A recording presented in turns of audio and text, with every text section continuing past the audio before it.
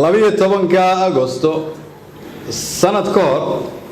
ayaan isu nimid aniga iyo qaar idin kamida maalinta iyada ah waxaan u dabaal degnay dhalinyaradii ficiina ahayd ee sababtay inaan caawa halkan joogno sababtoo ah iyaga dhaliyay qarannimada Soomaaliyeed maalinta iyada ah waxaan u dabaal degnay dhalinyaro Soomaaliyeed oo ku noolaa wacyigiina ka dhib badan oo haystay dhaqaale idinka yar oo aan lahayn xorriyad oo ku jira gumaysi oo markay albaabku soo baxaan khatartooda ay ahayd inuu dilo qof ajnabi ah laakiin waxay goosteen waqtiga iyada ah inay naftooda ku bixiyaan si idinku aad u heshaan nolol ka fiicantii ay ku jiraan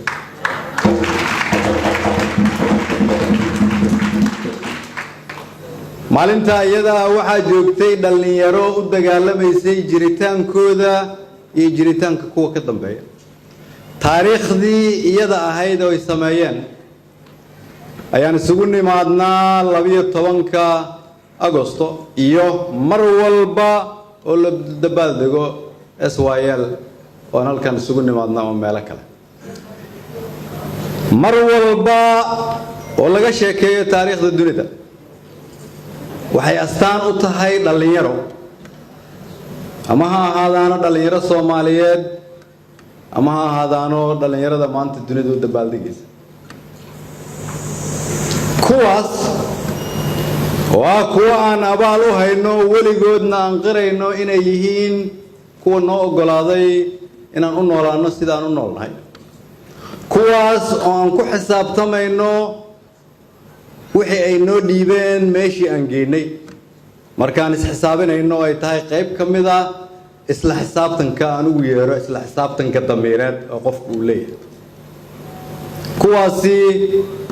waa kuwa caawa halkan aan isugu nimid inaan u dabaal degno halkan waxaa kaloon caawa u joognaa inaan u dabaal degno kuwa kale oo aad idinku ugu horeysaan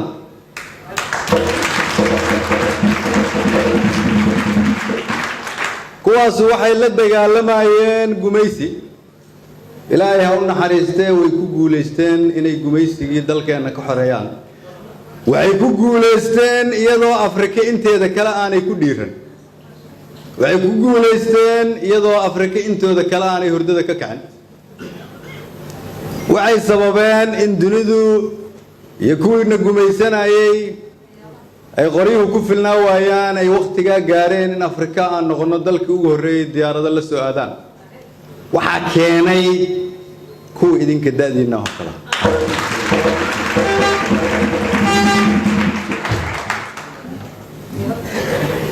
halkan waxaan u dabaal degaynaa dhalinyaro kale waan la dagaalamayn gumaysi laakiin la dagaalamaya dagaal kale oo badan dagaal kula jira dhibaatooyin kale oo ay ugu horeeyaan jahli dhibaatooyin ku salaysan faqri iyo gaajo dhibaatooyin la xiriira argagixiso iyo qabyaalad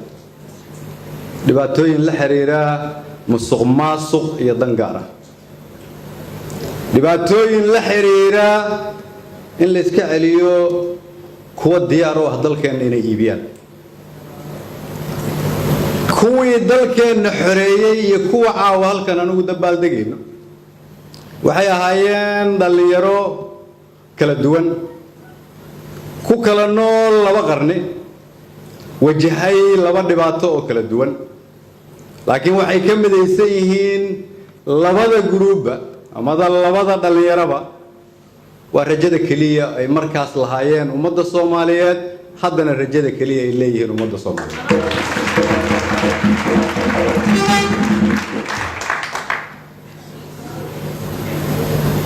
sidaas daraadeed waxaan leeyahay caawa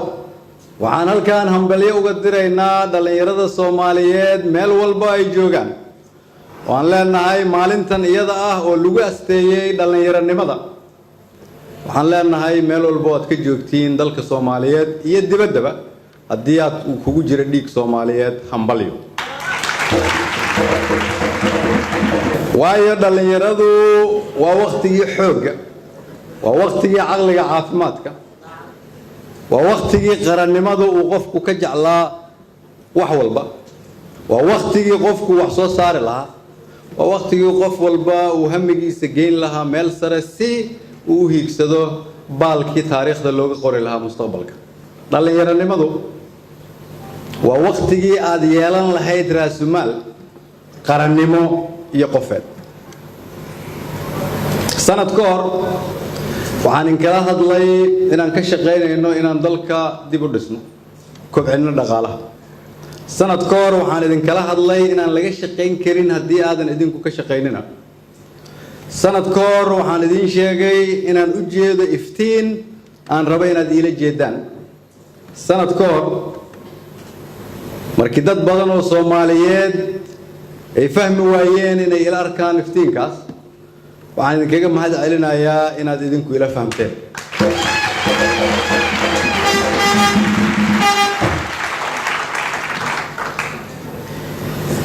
shalayto waxaan daafurnay wax la yiraahdo golaha dhaqaalaha qaranka. sanad ka hor ayaan idin sheegay inaan amniga la sugi karin kaligiis, inaan siyaasad loo dhan yahay laga shaqayn karin, inaan dalka dib loo dhisi karin, inaan la soo saari karin bulsho caafimaad qabta, inaan la heli karin bulsho wax baratay haddii aan dhaqaalaha wax laga qaban. waxaan shalay u daafurnay golaha dhaqaalaha qaranka ay ku jiraan dad Soomaaliyeed iyo dad aan Soomaali ahayn oo mid walba uu PhD haysto. sababtoo ah waxaan soo gaarnay iftiinka aan idin sheegayay, laakiin waxay u baahatay aqoon ka badan mid anagu aan leenahay.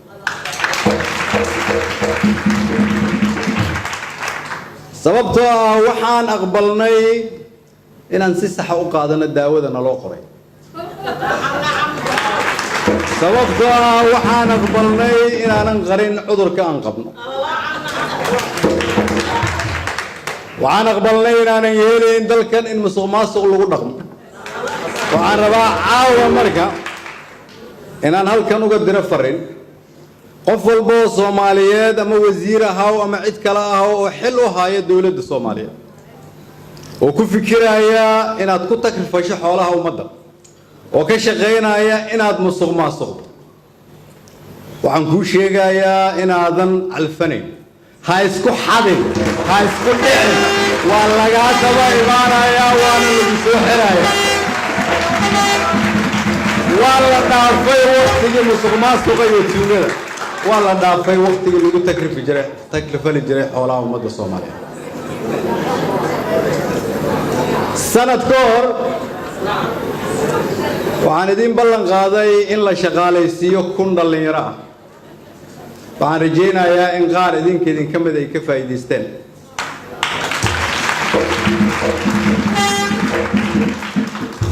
sanadkaana waxaan leeyahay guddoomiye Yariisow ka qaba araajida 1,000 kale oo Soomaaliyeed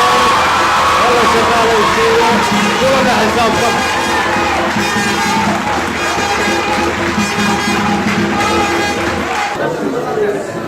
waxaan leenahay injineer Yariisow oo ah duqa magaalada Muqdisho, guddoomiyaha gobolka Banaadir, waa inaad si cadaalad ah uga qabataa 1,000 qofood oo Soomaaliyeed ee degan magaalada Muqdisho, rag iyo dumar.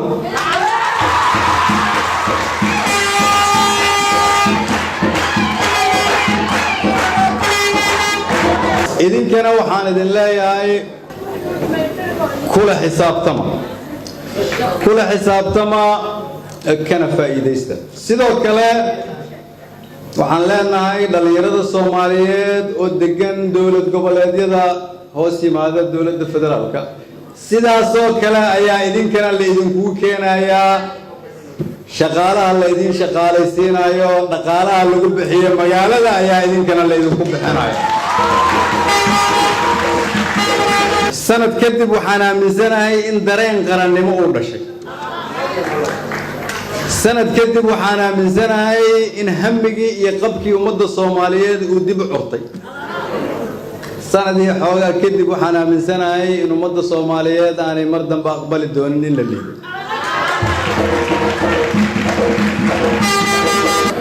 caawa waxaan ku faraxsanahay laakiin in shaqadii qarankaan u haynay ay miro dhashay sababtoo ah halkan waxaa soo istaagay gabar la yiraahdo Muuno iyo wiil la yiraahdo Lafoole fariinta halkan ay ka gudbiyeen ayaa xambaarsan qarannimada iyo deernimada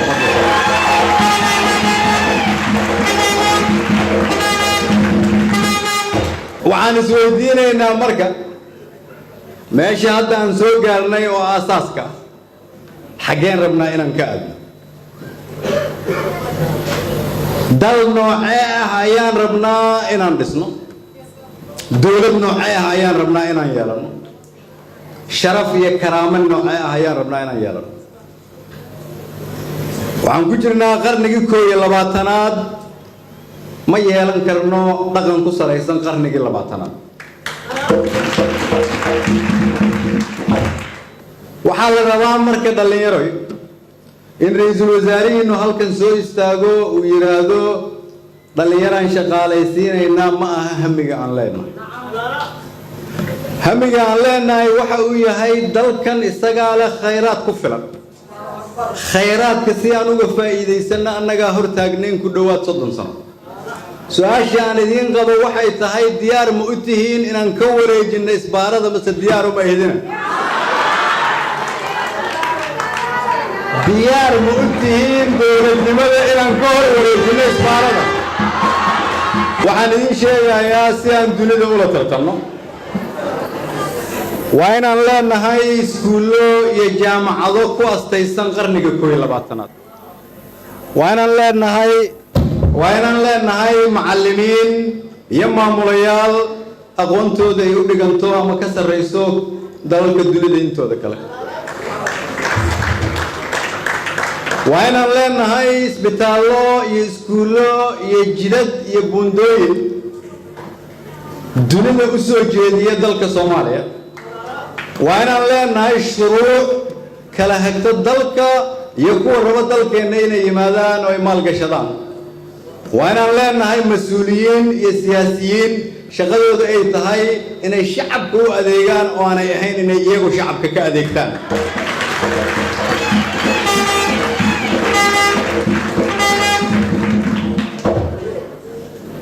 kuma socon karno dariiq hore oo ma sugi karno inaan soo saarno wixii hore wax ka duwan kuma shaqayn karno qabyaalad oo ma dhisi karno dalka aan sheegayno ma aqbali karno musuqmaasuqa oo ma dhisi karno dalka aan sheegayno ma yeeli karno in qofkii musuqmaasuq loo soo xiro walaalkiis ama adeerkiis oo xildhibaan iyo wasiir ay ka daba yimaadaan ay yiraahdaan hala soo daayo wiilka ayada lafteeda musuqmaasuq kala